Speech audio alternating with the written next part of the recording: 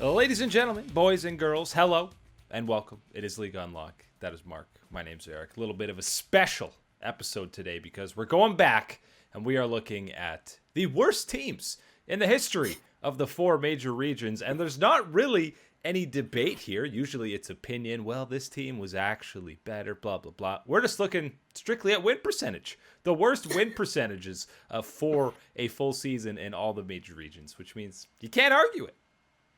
No, you can't argue. You can maybe pick, I saw this team pull off this play and oh my God, I haven't seen something that boosted since whatever rank you want to put them at. I'm not going to label it because I'll let you put whatever rank you think is so beneath the level that these guys should be playing at. That is what we're looking at. These teams, yeah, you saw those plays come through, but that's not it. This is the worst of the worst by the very definition of the win percentages here.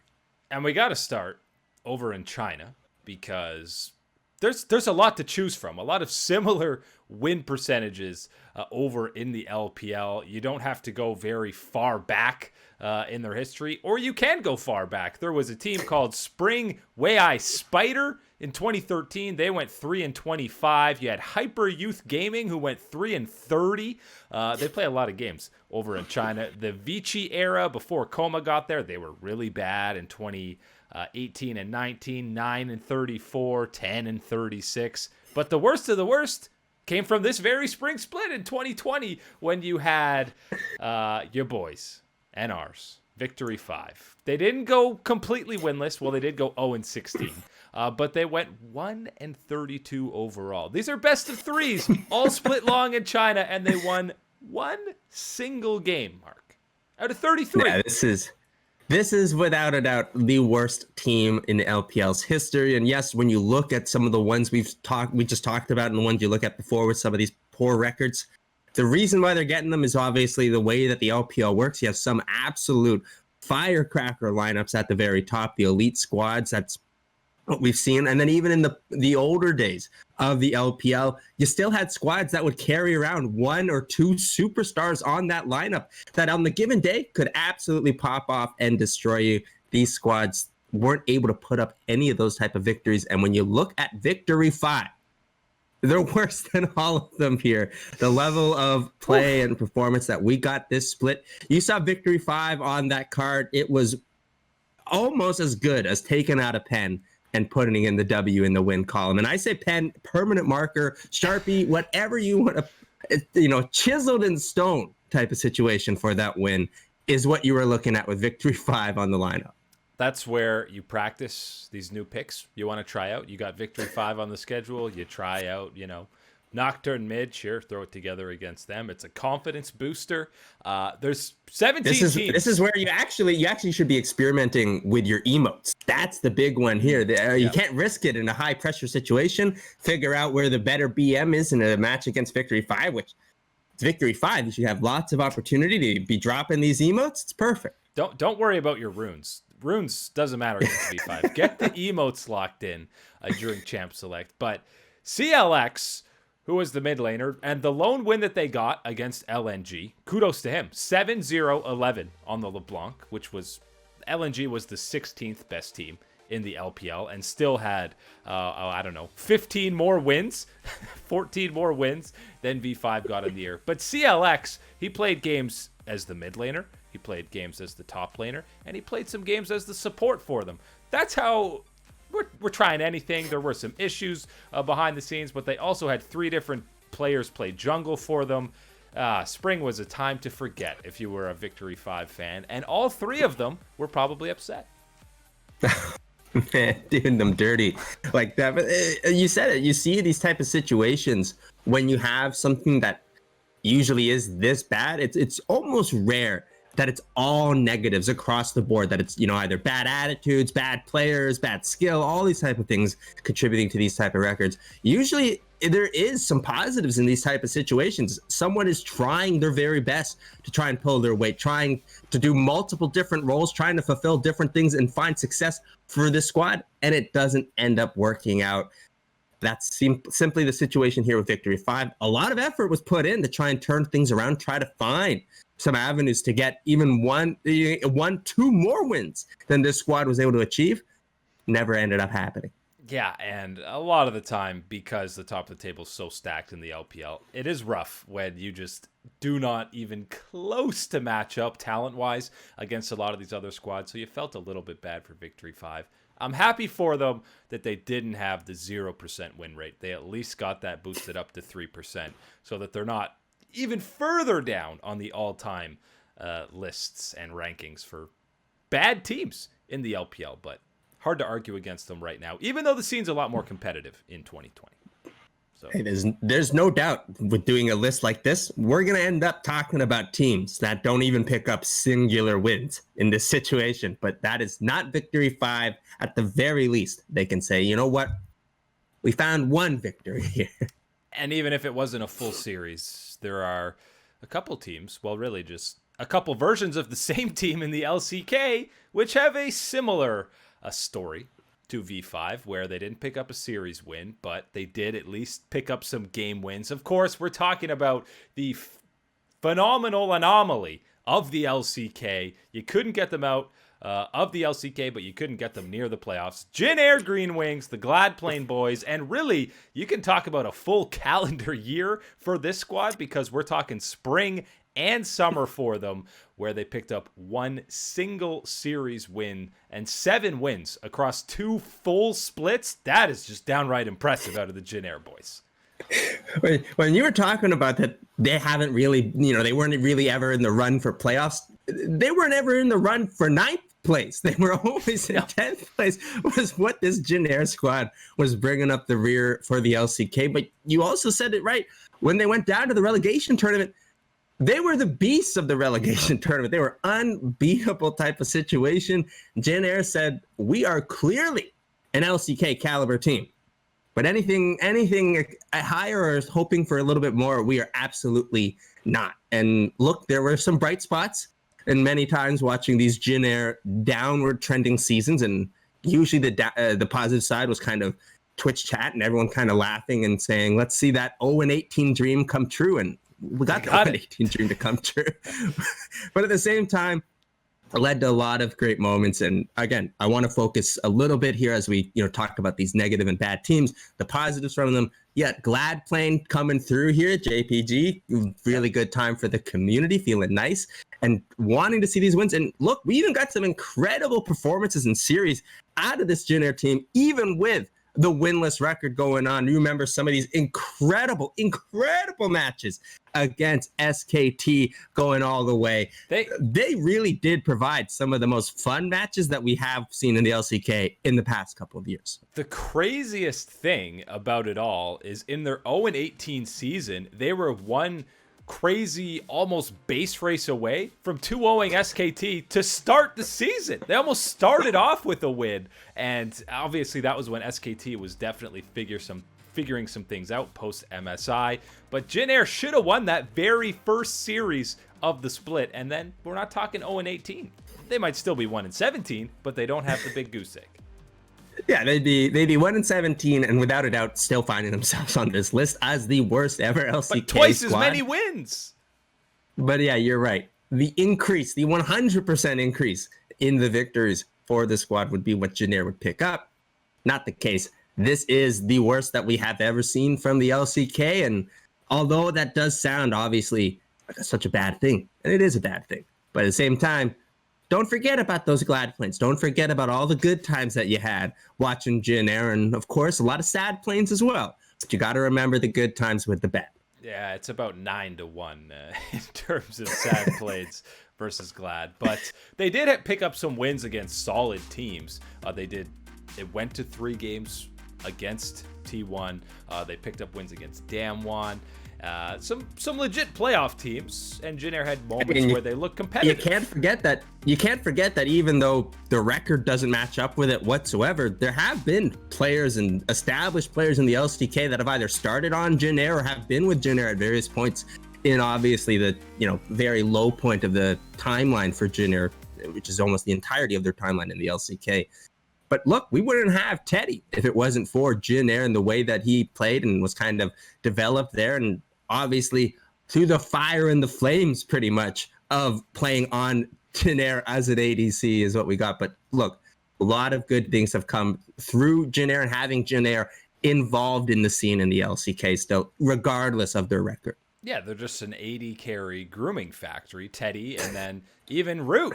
Root was the only starter that played every single match for them in the summer split, and he was consistently the bright spot that you looked at, much like Teddy when Jin Air was still struggling mighty and going 70 minutes plus in games. It was this savior of the 80 carry role, and it eventually got Root a spot on Sandbox for 2020. So it's poor Jin Air. As soon as the stock kind of goes up for these young players, they say, all right, get me off this roster.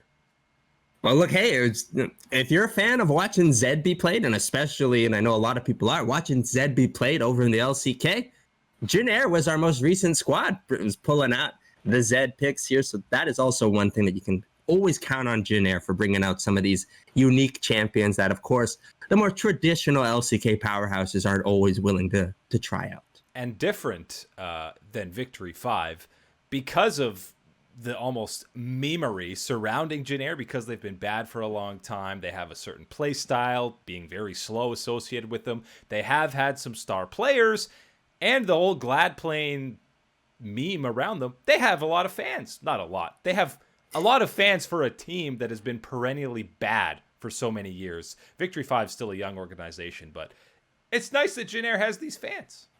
The LEC, there's no bad teams in the LEC. Let's just skip them. They've never had any bad teams. They're fantastic. They're the best region in the world. EU is great, but there's a few blemishes. There's a lot of 2-16 teams that almost made this list. You had Vitality in 2020 spring.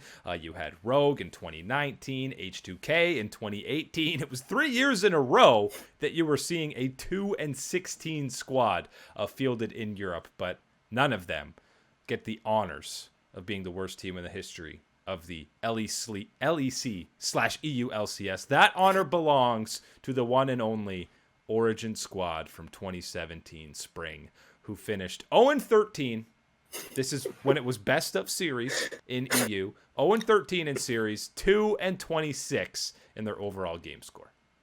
Ouch. And I think a lot of people, and a lot of newer fans, younger fans, there are some that have commented on our older videos, or when we talk about, the all-time greats of League of Legends, the Hall of Famers, that would be, talk about Expeke. Some of them go, man, Expeke, he sucked. What are you talking about? He's no good. That's only because this is the only Expeke that they know, and they have no idea of the history of his career and everything that came before. And I'm sorry to say it, Expeke, but if you look at this 1 year, you wouldn't be thinking much of his skills and what he has been accomplishing in the game. Obviously, we know how massive he is and what a great player he has been throughout the entirety, almost the entirety of his playing career, and especially the powerful figure that he has been in the scene afterwards.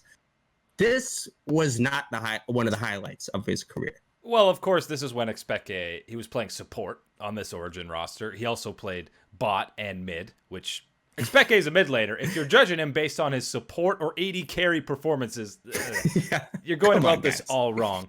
It is crazy that less than 2 years before this roster, Origin was a top 4 team at Worlds, and they made a couple of LEC finals before dropping to Fnatic and then G2. So this was a really good team in Europe, and the downfall happened so incredibly quickly, and they played in some real barn burners on the Rift with this roster, obviously highlighted by that Roccat series, where that was basically...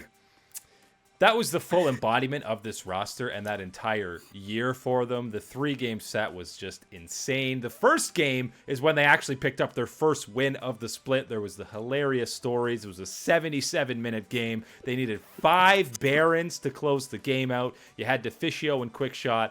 This is before Deficio was the general manager on Origin. They were wearing clown outfits because it was a clown fiesta. And Nahun had what was, I believe, a 25 or 26 game losing streak in his professional career at that point. Finally picked up his first win. Good times for Origin, man. Now, a lot of people might not like this, but I'm going to bring up some bad memories here of this past year. Think back to the TSM and Immortals games that unfortunately, everyone was subjected to watching those performances. Think back to that, and then think about making it even worse of a performance in game, and that's what you're left with for how Origin was able to pick up some of these victories in this one against Rocket. It really was scraping the bottom of the barrel for them to pick up a victory like that.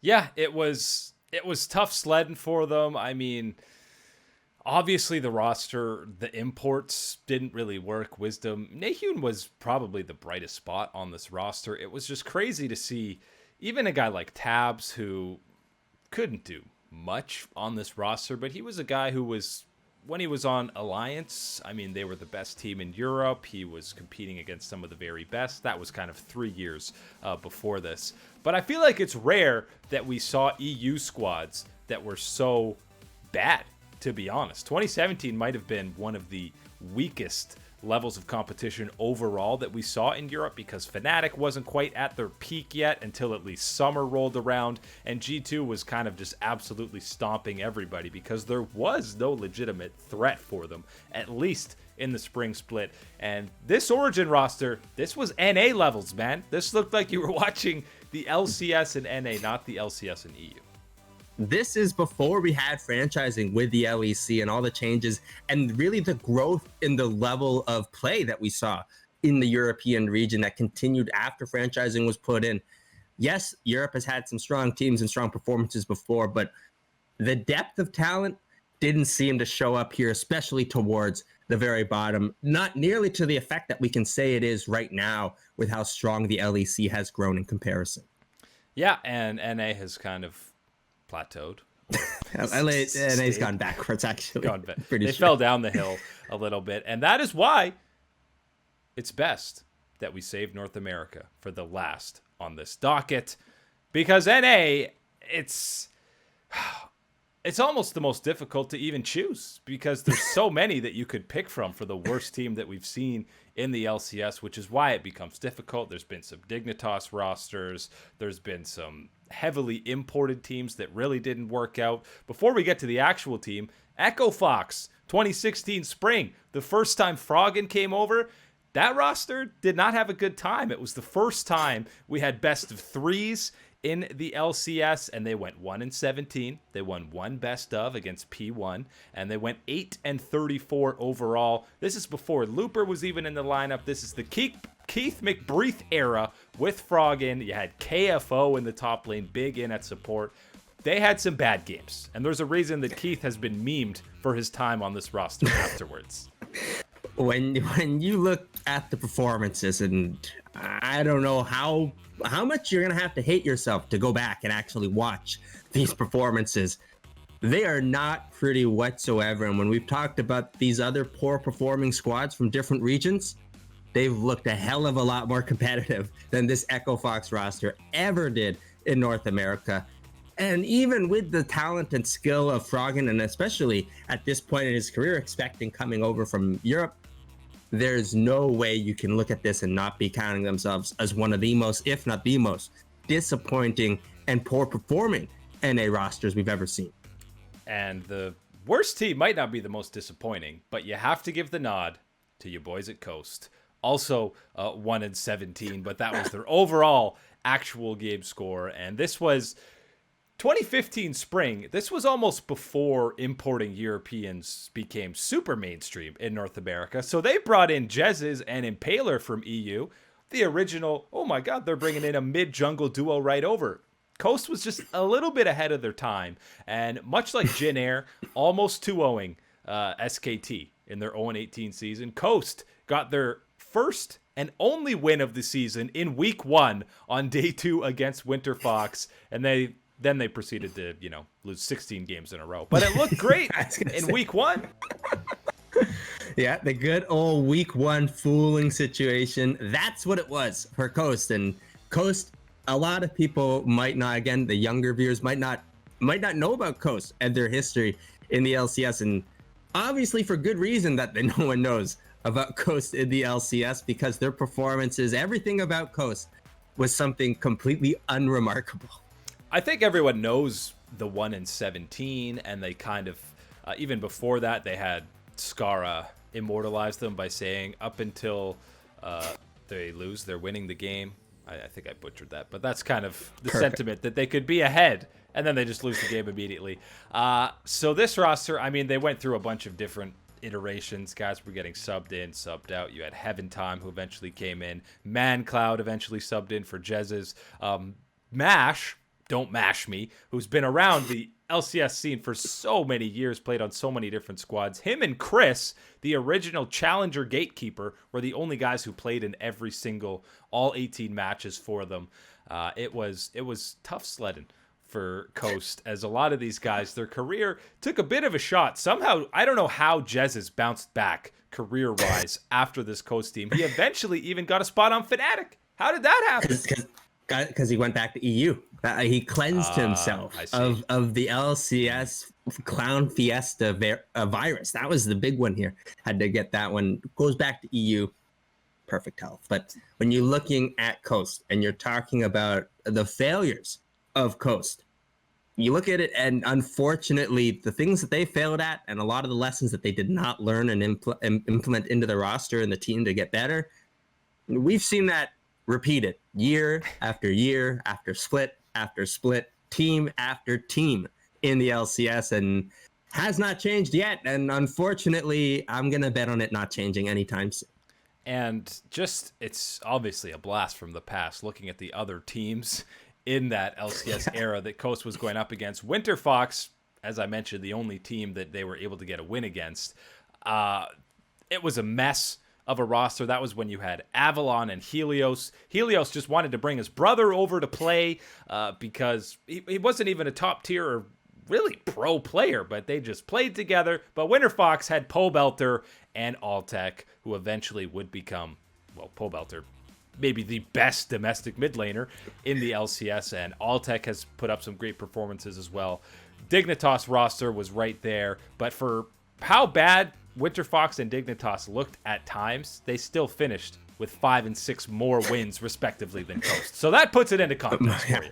Much better than Coast. And even when we were talking about the 2016 Echo Fox, yeah, when we were talking about them being the worst team, I had to think, was that the Echo Fox roster that had, Looper and that whole fiasco? And no, that's yet to come for this Echo Fox roster to figure out that level of pain and disappointment.